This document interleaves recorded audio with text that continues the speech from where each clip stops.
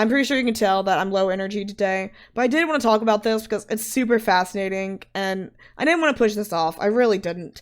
It felt wrong. It felt unfair. Plus, it's Pride Month, and if I don't do it now, I'm not going to be able to talk about Sappho's on Pride Month. This is my whole thing. Gays, Greeks, at the same time.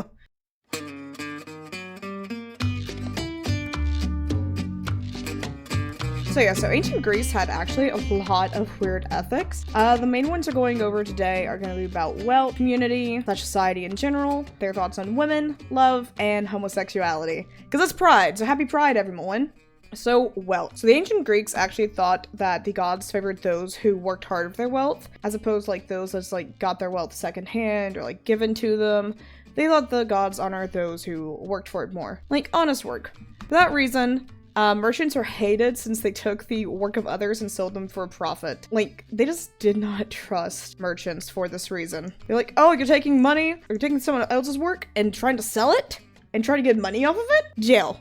Evil. Cruel. Anti-capitalist at its finest. Hesiod himself in Theogony says that merchants were considered abominable since they took someone else's work and sold it to someone else for their earned wealth, making them deceptive middlemen.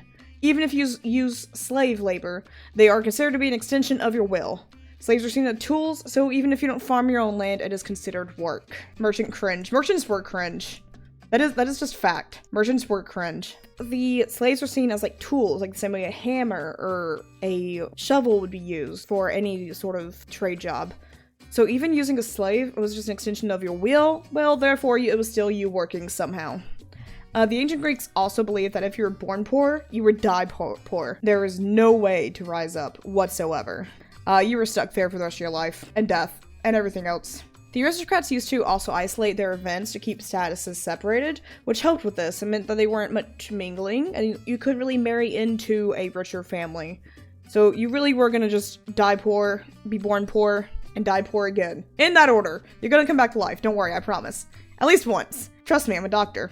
Oh, merchants were also considered evil for this as well, since they would come in with goods and become very wealthy and can take over. The aristocrats created the rules in order to keep the position that they had and annihilate any threats. They did not want to lose their position as aristocrats. People saw the rich back then as being blessed by the gods, and thus good, and poor as evil. Thus the gods didn't give them wealth. Hesiod, again in Theogony, says, "It is said that you do not want to be poor because you don't want to have to be taken care of by others. Those who helped poor people were judged because it was seen as if they were giving evil people money, which is wrong." So yeah, they said, Hesiod said it first, if you give evil people money, you're also evil. You shouldn't do it. Stop supporting them. This definitely is not. I was trying to think of a name to like put to that wouldn't get me in trouble, but honestly I don't think there's any. Zeus, maybe? I'll just say Zeus. Fuck Zeus. He doesn't deserve any. Don't give Zeus any money. And then we go to society and civilization. So, fun fact. So, for those of you who don't know, I have a picture of Icarus here. For the reason of hubris. So, hubris. Let's talk about what that is first. So, hubris is just the thinking that you are better than anyone else, or specifically the gods, I think, in this case. It's like thinking that you could just outwit or out anything them. That was considered hubris. Acting as if you were godly, being narcissistic, that kind of thing. That was actually punishable by death. So before I put a pin in that, but the ancient Greeks thought that civilization was natural for groups of people that lived near one another. So they thought they would just kind of like form a little society, talk to each other, support each other, help each other. More on that in a minute. Literally, Theogony, again, written by Hesiod, says that a man beat another and urinated on him and did a dance on his body and was charged with hubris. This was considered to be inviting the wrath of the gods. So hubris would be punished with death or exile when assault, like beating someone up in the street, would just get a fine. Oh, you beat someone up? You just gotta pay 20 bucks. Oh, you thought that you were better than the gods? You said you could beat Zeus, take Zeus in a fight? Specifically in a fight, right? In a fight, right? But, oh, that's hubris, you gotta die, you're gonna be hung in Times Square right now. Goodbye. Yeah, that's how that went. They believed the very act of hubris would ruin the city and society with their punishment from the gods. Also considered very important to respect and care for your neighbors and family. It was frowned upon by Zeus himself if you said unkind words to an elder father. It's also said that oxen only died for bad neighbors, and that you should always lend your oxen to a neighbor, even if you need it for work. Oh, Hey, Billy, I see you're plowing your fields over there with the ox. You mind if I borrow real quick? I need to plow these fields. Oh, but I have to have these plants planted by today because otherwise we won't have the harvest before winter. Oh, well, that's rough. You know what the gods say. You gotta give me that ox. Damn you, Zeus. This is just an anti-Zeus stream. This is the anti-Zeus stream. There will be many more of those. I love shit-talking Zeus. I love shit-talking him so much. I would be smited right now. It's actually storming in my area. So if Zeus was going to smite me, he probably would right now. Anti-Zeus. We are anti-Zeus. Zeus is not welcome. This is not a safe space for Zeus. Safe space for anything else except for Zeus. No Zeus allowed. We don't like Zeus here. I also said that a friend lied to you or hurt you, that you need to return it twofold before you could accept them as a friend again. Basically, the anti-Zeus club. That's almost what I said, the anti-Zeus. The ancient Greeks were just like, traumatize him back, bestie. Go on, ruin his life, ruin his career, make him suffer for what he did to you. That's just how the ancient Greeks felt. They were like, oh, he hurt you? Hurt him back. Hard. They also believe that guests, especially, were to be treated with utmost respect. Like, if you had a guest, it did not matter who it was, you were going to take care of them. You're going to welcome them into your house. You're going to give them a little meal, a little drink. You're gonna treat them like a royalty. Because after all, it might be a god that just walked into your house. Oh, you hear a knock at your door and think, oh, it's nobody's here. Let me draw this one. Let me draw this one. So here's you, just chilling out at home, not expecting any guests. And on your door knocks this mysterious guest. You don't know who this person is. They're like, oh, it's cold outside. Can I come in? And then you just go, that sucks, Lamau. You're not allowed in my house. Get out of here. And just shut the door in their face. Just like slam the door in their face. They're no longer there. That could have easily been Zeus himself. So now Zeus himself just comes in through your door. And he's like, you little bitch, you were supposed to let me in, dumbass. Now I'm gonna curse you, haha. And that's why we hate Zeus. But yeah, you're supposed to treat everyone that came to your house with respect. This was very obvious in the Odyssey, written by Homer. When Telemachus went to a friend of Odysseus' house, the servant was chastised but for not allowing the guest in immediately by Menelaus. And Menelaus welcomed Telemachus in and even gave him a gift despite not knowing who he was. Telemachus never said, oh, I'm the son of Odysseus. Menelaus had no idea who this guy was. He just showed up at his house and he was like, here you go, buddy, have a gift. You deserve it. Even Odysseus, when he reached the Cyclops, thought that, oh, this is gonna be a little society. And thought that the Cyclops would grant him a gift solely for visiting his cave, since he was a guest. They also believed that you needed to treat your servants well, because servants who were treated with kindness would work extra hard and be extra kind in return. They would take care of their servants, typically. And now we get to one of my favorite points. Women. So, I can't wait to talk about this. I've been so excited to talk about this. The ancient Greeks hated women. Women were seen as the bottom of the barrel, worst thing to ever fucking happen. You know the, I hate my wife jokes? Yeah, that was the ancient Greeks. You can thank them. Thankfully the boomers are almost out, so the ancient Greeks are almost dealt with. We've almost defeated the Greeks. I sound like the Persians now. Humor that's only funny to me. That's okay. Excited to hate women. No, wait, hold on! I'm being taken out of context. I love and respect women. The ancient Greeks do not. Everything that I say in this presentation as a, you know what, I'm just gonna get, I was gonna say, what's a woman? This has gone so far downhill. Just by the idea of hating women. So the ancient Greeks would like look at Marilyn Manson and be like, this is not Marilyn. This is Marilyn Monroe. I only thought to myself, Marilyn Manson, no, that's wrong. 5 seconds ago, I promise. You guys are learning just how stupid I am. You all thought I was joking, but no, I really am just this stupid. How I ever got a degree is a mystery. They said that women were a punishment to humanity, and it all began with the first woman, Pandora. So for those that don't know the story of Pandora, she was sent to this earth by Zeus as a punishment to Prometheus. Prometheus didn't know she was supposed to be punishment. He was tricked. Like, the gods were like, oh, ha ha ha, you stole the fire, you silly goose. I can't believe you do that. Here, you know what, since you were so clever and witty that you were able to get past us, and you know what, you deserve a prize. Here, have this. What is this? It's a woman! A woman?! What's that?! What's a woman? This is a woman. And they give him Pandora, and, and another gift. I forget what the box exactly was. But she was told never to open it because otherwise bad things would happen. But unfortunately, Pandora was curious and went over and opened the box. Lots of things escaped, like fear, drought, other bad things. And then she closed the box just in time to contain hope. This can be seen as either a positive or a negative thing, because either she managed to keep hope safe by sealing it back in the box, or she made hope not able to go out into the world like everything else. Thus, it was seen as negative. We're stealing the fire plus making an offering of just fat and bones to the gods. They were like, you think you can fool us, you dumb motherfucker? But she was made flawed, unlike the men, seen as a punishment. She opened the box, let out the bad vibes, and closed it before hope could get out. In the Theogony, Hesiod states that Zeus ensures that not only women inherently wicked, but men must rely on them as well. So the men had to have women because of Pandora now. They were still seen as negative. It was still seen as negative. She was made flawed. Women are inherently wicked, but the Greeks rely on them to reproduce, so take care of them. Basically, don't hurt your wife, be nice to her, put up with her bullshit, but laugh at her because, haha, women.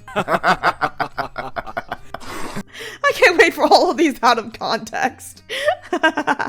Terra shits on women for 3 minutes. That's what's gonna be titled. There's definitely a better title out, but that was a bad title.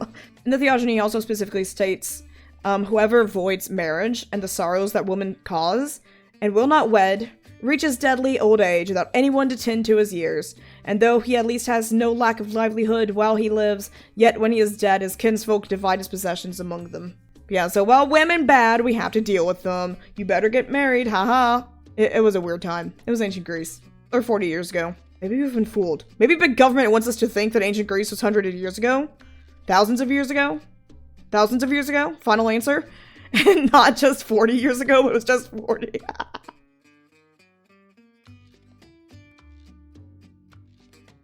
They also- oh, this is a fun fact. So, the ancient Greeks thought that women were naughty and sus, always. And by sus, I mean the same kind of sus that Zeus is. Very naughty, very naughty. Like my Discord server!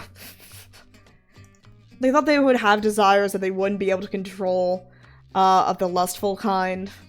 It was recommended to lock up the daughters and wives, so they would not be able to stray off and just, like, be with any man that just traveled through town because they couldn't control themselves. There's a whole play called Lysistrata? Lysistrata. Final answer. It revolves around, so I'm gonna draw this. Let me get paint up. Hold on. Goodbye, Marilyn. We love you. So, we have women of Athens here. Group of women, that lived in Athens that were upset because husbands were off at war with Sparta, because they're always at war with Sparta. So, war in the background, but they were upset because their husbands were gone. That was it. Not because there was a war outside, but because their husbands weren't there. And they really just wanted their husbands to come home so they could get naughty in bed. So one of the main character, Lysistrata, tried to get the women to help convince the Athenians and Spartans to reach a truth by not going to bed with their husbands and abstaining from intercourse. And so many of the women were immediately like, no, let the war go on. It's okay, it's fine. I can't go that long without that. Are you crazy? Literally, one of the characters comes in saying, and gets one of the women to leave because this dude just walks in with their son and says, honey, the lad hasn't been fed or bathed in 3 days. You need to come home. And the wife was just like, okay, let's go. The second one left because, husband came up and was just like, hey babe, it's been a while. I miss you. Let's go home. The kids are asleep. You know what we want to do. And so she left, taking her friend's arm with her apparently. And then we had our final lady who was just like, you know what, that was pretty hot. I'm going home to, play single player on the N64, if you know what I mean. But yeah, Athenians especially saw women as just horny and impulsive, so that they just need to stay inside and raise kids, or they will cause trouble. Like, I love talking about how the ancient Greeks thought about women. Like, it was just hilarious to me. Like, we're just like, wow, that is so sexist, and it's hilarious to me. Like, wow, these guys are assholes. And then we get to regular love. So, love, to the Athenians especially, was thought that it should be publicly displayed and shared.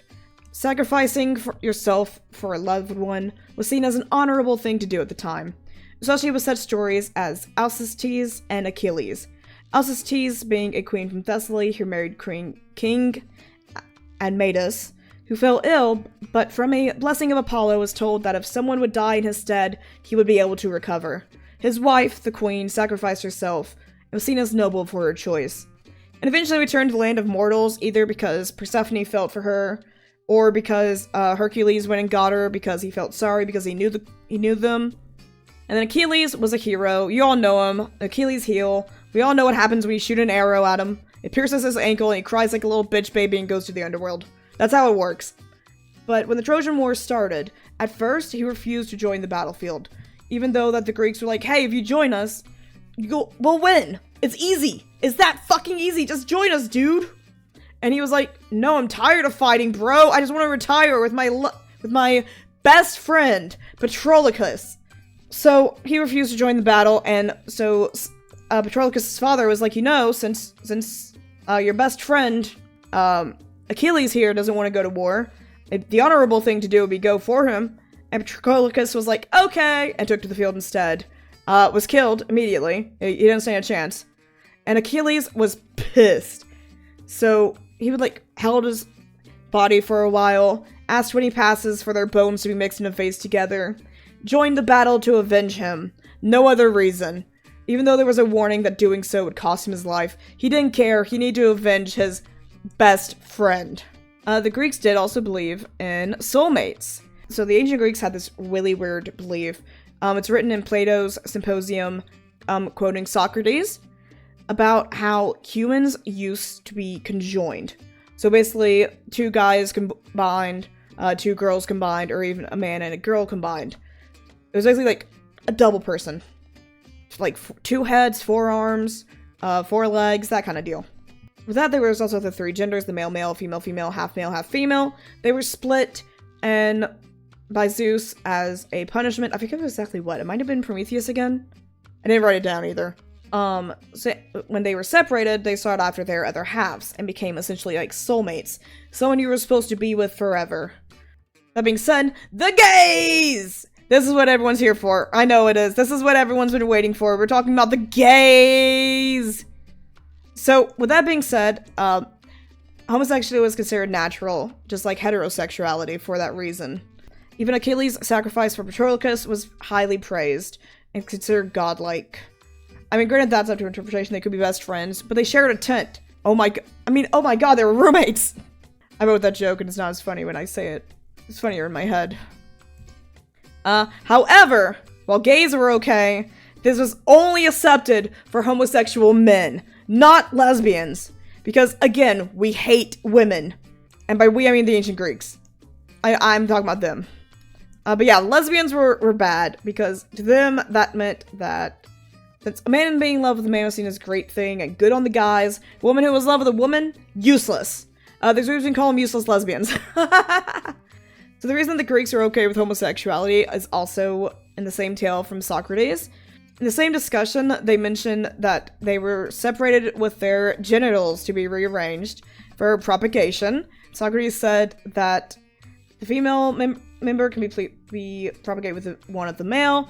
Also, if male met with male, they might have satiety of their union and a relief, implying that women could not satisfy one another at all, but men could satisfy the other men. Therefore, being gay was okay, but not being lesbian, which is absolutely hilarious to me. Like, literally, Sappho's as Lesbos was hated in ancient Greece. Even tried covering for a love of women saying she had a husband. This was false. Another fun fact that backs this up was there was talk about there being two different Aphrodites. There was, and Eros as well.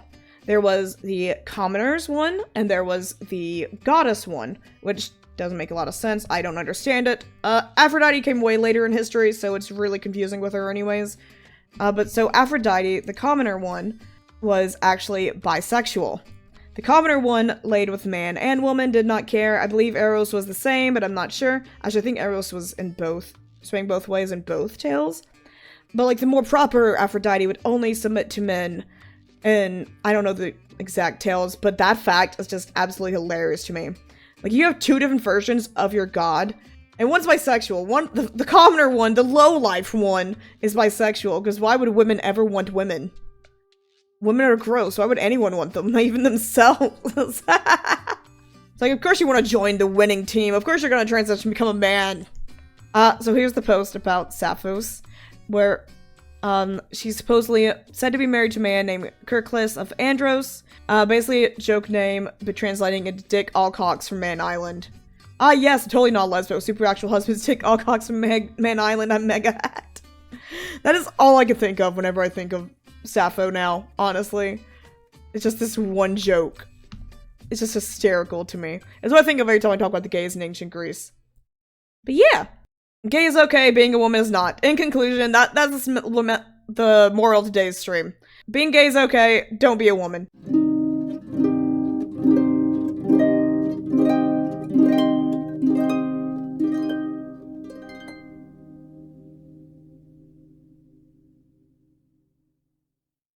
Like, we are peak ADHD today. I cannot focus. This is a bad day to be teaching when your focus is, like, full off. It's just like, so most teachers have to go through with the ADHD. Yeah, that's true. That's true. The ADHD is just going boing, boing, boing.